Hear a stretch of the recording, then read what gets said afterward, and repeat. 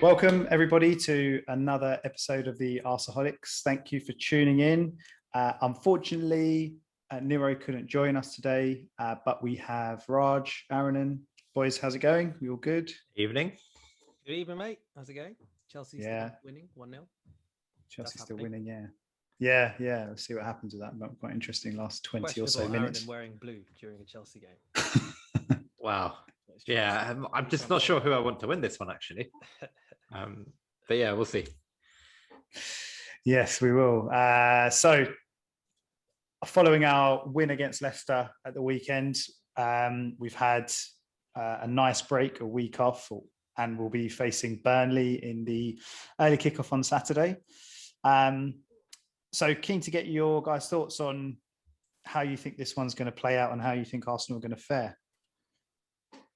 I think it'll be an interesting game because if we don't score early, it could be one of those really painful games where we struggle to break down a deep-lying defense. And we've struggled with that all season. So scoring early will be really, really important because you saw, against Tottenham got a goal very early on when they played them. And they had a very comfortable win because it seems at the moment they've only really got one way of playing, which is sit back, try and either get a draw or get a goal, like from a scrappy set play or something like that. So I just hope we get a goal to actually turn it into an interesting game rather than just attack, be defense. I hope that we don't. Sorry, I was going to say I hope we don't actually go concede an early goal for once. That would be nice, because obviously it'd just be nice to. Just not concede that early goal and give ourselves an uphill task from the first few minutes. Go on, Raj. No, I was just going to say, it's funny with Burnley, isn't it? Because I think we all, as a fan base, we sort of almost assume we take Burnley and we assume the role of Bolton previously, Yeah. Where it was always like Bolton are this stereotypical team that we'd struggle against. But actually, it's really weird, right? Our results against Burnley, our history, is ridiculously good. Like our history playing against Burnley is better than any other team that we played against. So I think, although the last two games, obviously we lost at home this season, and I think the game before that we drew, but then we beat them 11 times in a row. It's a really, really impressive record. But do you not think? I was just going to say, do you not? Sorry to interrupt, but do you not think that the fact that we're no longer in that kind of Wenger era or under his reign, it's almost like these records going back, like you said, 10 or so games. So you're talking, you're going back 5 years or more. Do they even really matter anymore? Like you said, we drew 2 games ago. We lost to them earlier in the season. Obviously, we lost to a lot of teams earlier in the season, but I don't know how much that really matters now. I think you're right, because actually, like you say, if you just cut those results and then say Arteta's record against Burnley actually isn't very good. No, yeah. So it's a good point. I pay no attention to these records, like what we did last season or what we did season before, because I just think, the teams that we put out, like you said, Miles, the teams that we put out even last season are just so different to the teams that we put out like at the start of the season compared to like what we're playing now. I genuinely couldn't care less if we've lost to them 10 times in a row. I think players think about it, Aaron, though. Do you think they do? I think so. I think in team talks, it's the sort of thing that people come out with, like, we always beat these guys, that kind of thing. And I do think if your record over a long term against a team hasn't been very good, it, for whatever reason, casts this annoying shadow in how you prepare and mentally, all that kind of stuff. Like, I do think it has an unhealthy bearing. I think maybe the best teams and the most professional teams, with the most professional mindset of players, are able to disaggregate it in the way that you've described. But I do think players are funny like that. I think maybe in the big games, right? Like, I think we've got a clear mental block against City, for example, where regardless of whenever we play them, they will win, right? Same with like Old Trafford, where we usually struggle at winning at Old Trafford. But like, do you think Burnley or like, Aubameyang's thinking about like the last 5 games against Burnley before he rocks up to Turf Moor? Thinking, like, I don't think he can remember like 2 weeks ago, let alone like 2 years ago. Well, let's look on the flip side, right? Gosh. So Jamie Vardy Yeah. Jamie Vardy's got an outstanding record against Arsenal, and I think that plays into his mindset when he plays us. I think he plays. He goes, I always score against Arsenal, and I think that helps him. Yeah, that's a good point. Does he though? Because he's probably got an outstanding record against everyone. Like he thinks, well, I scored against like all of you, right? It's like 12-11 or something like this against us, or something. It must make a difference, right, to your mentality, to the way, like you said, Raj, where you probably approach the game and you would look, if you've been successful against a team more recently as an individual player, like the example you gave with Vardy, then you're going to look forward to playing that same team again, right? Like, I think it does make maybe a smaller difference than is worth discussing. I don't know. Yeah, I know what you mean. Yeah, you know what I mean. Yeah. Yeah. Okay. So in terms of we're like I said at the start, we're coming into this game off the back of a really, really impressive win. Our form generally has improved. Well, it's improved. We couldn't have got any worse really from the first half of the season, but not just our form, but performances as well have started to really improve as well. Burnley, like you said, Aaron, and they've just been thrashed by Spurs and got a draw against Leicester. And it was a fairly even game, I think. Burnley had some really good chances. I think Schmeichel saved Leicester to a certain extent in that game. So, and I think with Arsenal as well, despite the form and performances improving, we're still quite inconsistent. And it's like what we said, an early goal we could struggle if that happens, and it's happened in the last few previous games. You're thinking of Villa, City. And I think the other thing to consider from Arsenal's perspective is the schedule that we've got coming up, which is definitely something I think Arteta's going to have one eye on, if not both eyes on. So Olympiacos on Thursday following this weekend's game, and then Spurs on the Sunday, and then Olympiacos again the following Thursday. How do you think he's going to set us up in terms of the starting 11? I think they'll give him. Go on, Aaron. Yeah, I think we got quite we were quite fortunate because we were allowed to rest players. Well, not allowed to, but we did rest players against Leicester, and Saka didn't play. I know Aubameyang came on towards the end, but these players should be fully rested now, and we can kind of go because we've got, like you say, Olympiacos, and we've got Spurs in the middle of those two games as well. I don't think players like Saka, having had that rest now for just a week, he should probably have enough in the tank now to go and play all four of those games, should he need to. And we can rotate a bit. Hopefully, against Olympiacos, we can do the job early on there in the first game. So I think the priority now is these next three games. Look at them in three, play your best team in all three of them, and then take it from there. I agree completely with that, actually, because I think that what will have really given Arteta some confidence is he's won the last two games with different types of teams and different types of players, and he'll feel that he's got enough players who have come into at least a little bit of form that he genuinely can have options. And it's not like he's playing a B team in inverted commas at any point. And I think he'll really feel that. I think what will be interesting is if he decides that he wants to give anyone a little more of a break by resting anyone against Burnley.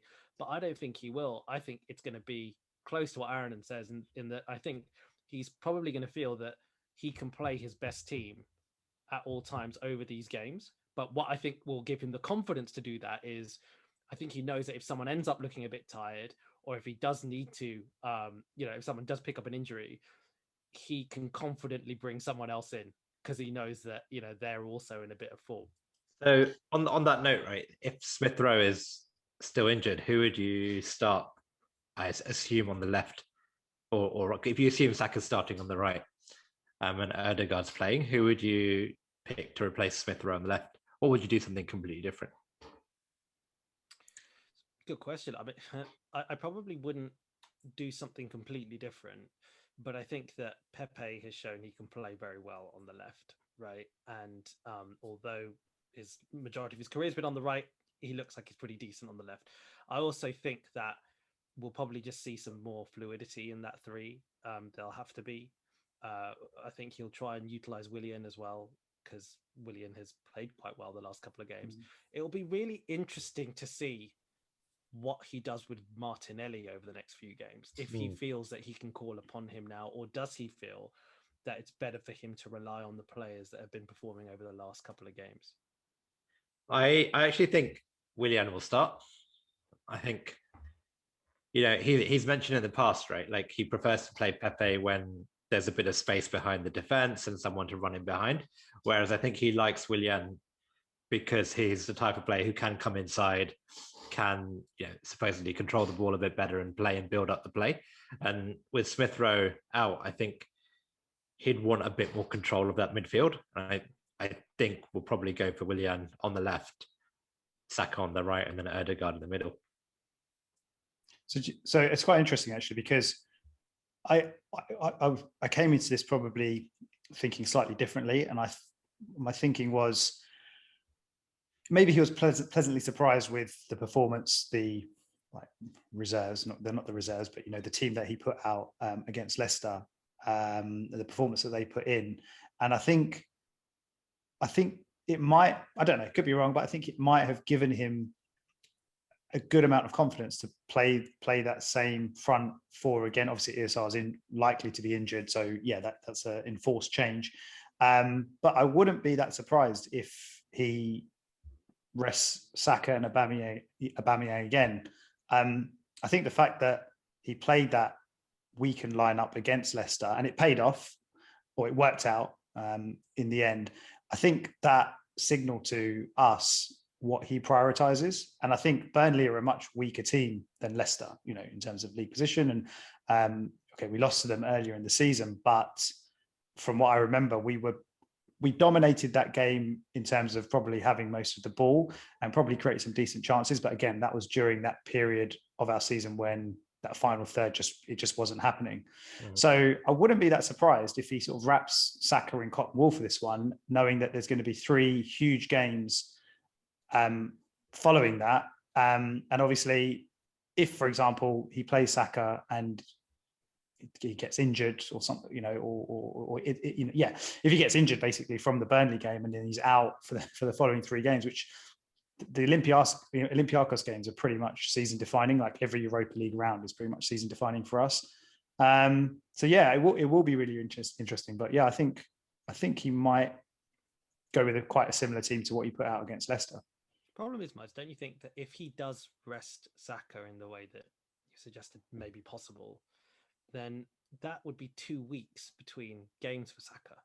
That's quite a long time, right? From an even kind of, does that not get into the territory where you're actually a little bit concerned about the player being a bit too rusty? Yeah. Exactly. No, it's a good point. I mean, the thing is, he didn't bring Saka on against Leicester, but potentially he might. I mean, okay, I think, to be honest, maybe he will start in, maybe he won't, obviously. But I'm just thinking of how he's going to prioritize the games that are coming up, and I think it showed that clear intention, or he showed that clear intention with his lineup or selection for the Leicester game.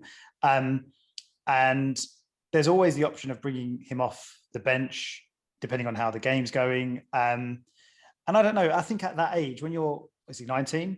I don't know if it's that much of a thing to consider or to worry about. Like, I think at that age, when you're playing football and if you're out of the team for a week or 2 for that reason to be rested, he probably doesn't even want to be rested. Saka probably doesn't even feel like he needs to be rested, like from his perspective.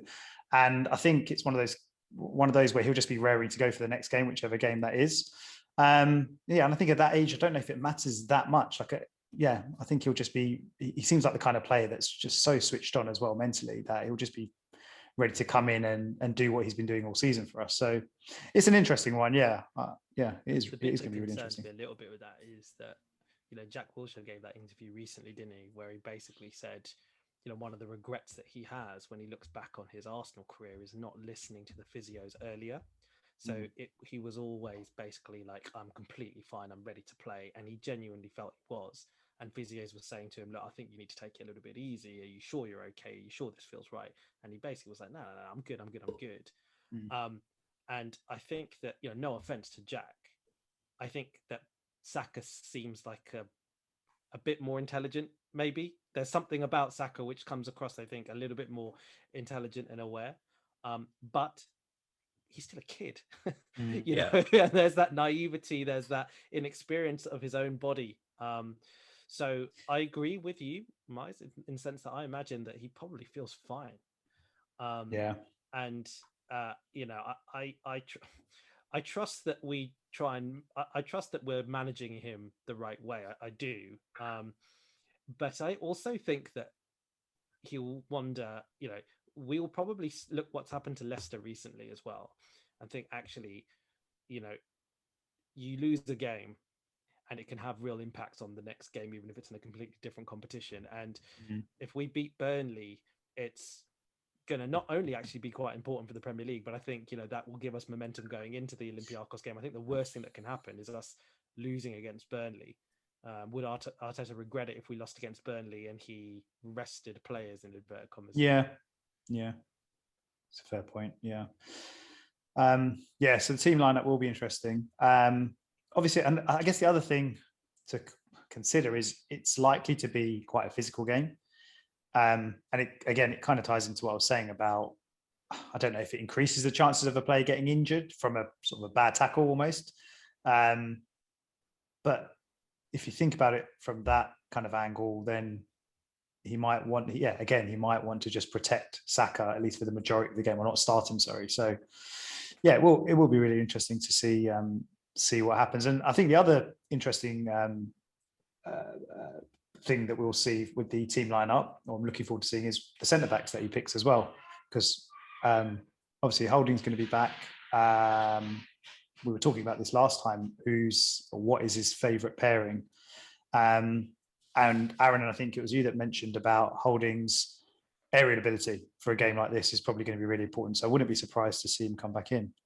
Yeah, I think Holding, assuming he's fit and there's no issues after his his head injury there, I think he'll play. And I think Gabriel got a rest last week as well, right? So it's possible he could play. But then again, I think Arteta really does like David Luiz, especially I feel like for games like this where you just want someone there who can deal with like the crosses and like some of the kind of bully boy tactics, which you assume Burnley will try and play. And I think he would prefer someone like David Luiz at the back versus Gabriel. But rotation, like I said, it's quite a nice feeling there to have 3 or 4 centre backs who can come in and out, and you're not too worried about being totally disadvantaged like we were seasons ago, where if we lost Koscielny, we knew we'd be in big trouble. Yeah. But he will go. Do you think then, Aaron, he would consider going with 2 right-footed centre-backs if he played Holding and Luiz? Or, do you think that he will want to maintain his right foot, left foot thing? Yeah, that's true. But I'm sure Holding and Luiz have played together a few times, I think right? they have. I think you're right. But I wondered whether that was they'd have because of injuries. Was that in the period where Gabriel was out and Mari was also out? Possibly, yeah. Yeah, it depends. He likes players who can play out from the back, and players who like that, like left foot, right foot combo is definitely that's something he likes. I just think, you probably pick aerial attributes, especially for a game like this. You want someone to, deal with people like Chris Wood if he's playing, to just handle him comfortably. The good thing is, generally speaking, and whether it is because we've been playing defenders like you've mentioned in the right games, we don't generally concede many goals from headers. There's not that many. So I feel the team is attuned to, dealing with it, whether it's set pieces, etc. Like, we've got different plans in place. Like, I go into this game quite confidently. I go in like we should win this.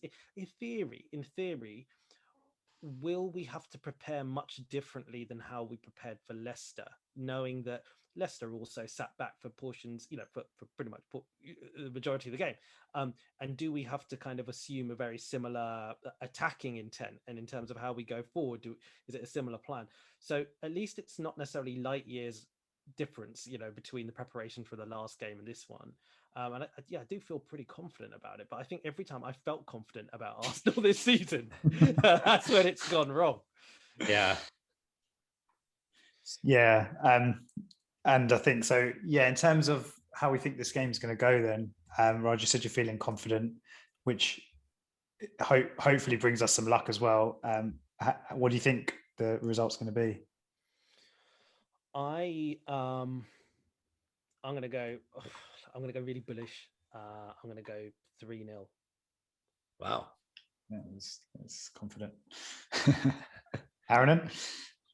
I will go 2-0 to the Arsenal. Okay. So you're both thinking clean sheets. Okay.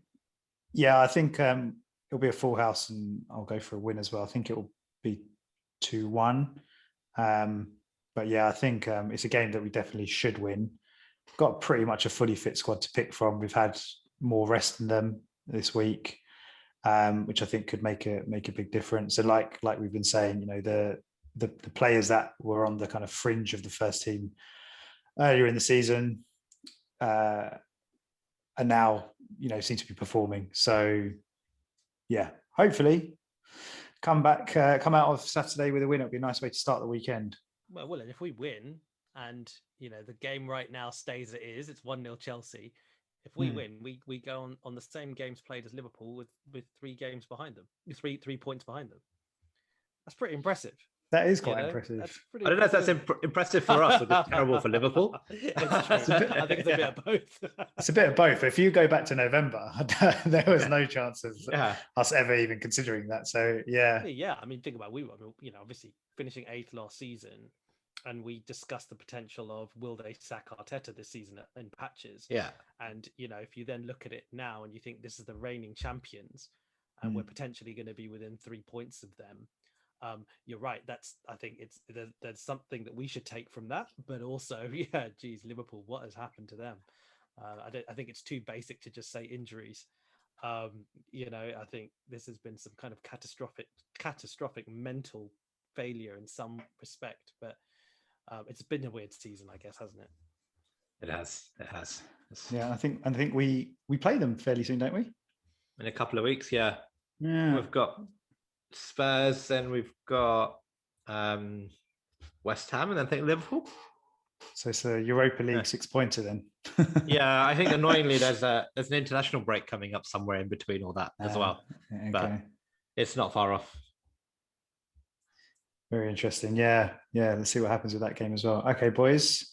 Nice one. So hopefully we come out with a win on Saturday against Burnley. And we will see you guys at the weekend after the result when we talk about what happened. Thanks for tuning in, guys. See you later. Bye-bye.